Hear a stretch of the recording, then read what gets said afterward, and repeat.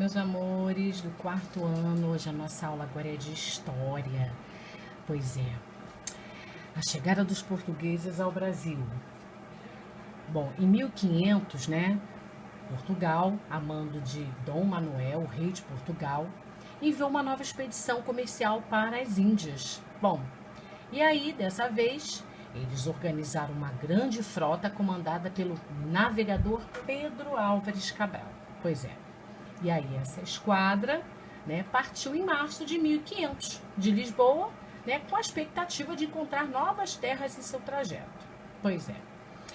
Em um desvio da rota original, né, a esquadra de Cabral chegou a uma região onde atualmente fica o Porto Seguro, ou seja, fica na Bahia, em 22 de abril de 1500.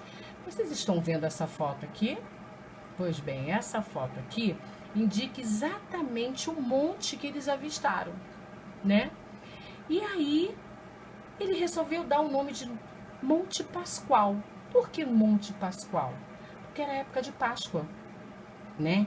E aí, esse Monte Pascoal, né, fica localizado a aproximadamente 60 quilômetros da cidade de Porto Seguro, teria sido a primeira porção de terra que ele realmente avistou, ou seja, Pedro Álvares Cabral, quando chegou aqui no Brasil no ano de 1500. Bom, continuando, nas terras encontradas, os portugueses, né, passou cerca de 10 dias olhando, colhendo informações, tomando posse do local, e no começo de maio seguiu sua rota para as Índias.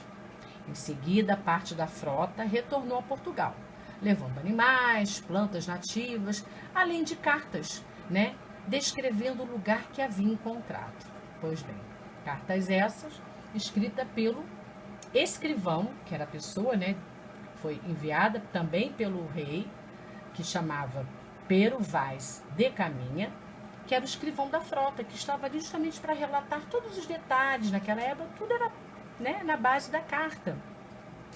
Bom, e aí, chegando, né, à terra antes desconhecida, os navegadores portugueses se depararam não apenas com um cenário novo, mas encontraram um povo estranho que possuía uma cultura totalmente diferente da dos europeus. Pois é, eram os indígenas que eles estavam vendo, né?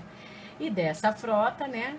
Ou seja, assim os outros capitães escreveram, né? Escrevam a Vossa Alteza nosso achamento dessa vossa terra. Isso foi a tal carta, né? Escrita, detalhada por Pero Vaz de Caminha.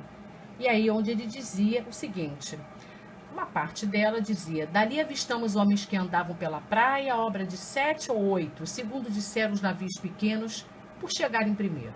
Eram pardos, todos nus, sem coisa alguma que lhes cobrisse suas vergonhas. Nas mãos traziam arcos com suas setas, vinham todos rijos sobre o batel.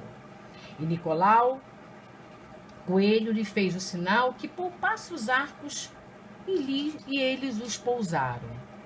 Bom, e aí a gente tem uma continuidade aqui, que aí diz: ali não pôde deles haver fala, nem entendimento. Pois é. Ou seja, a linguagem, eles não conseguiam se entender, né? Ok.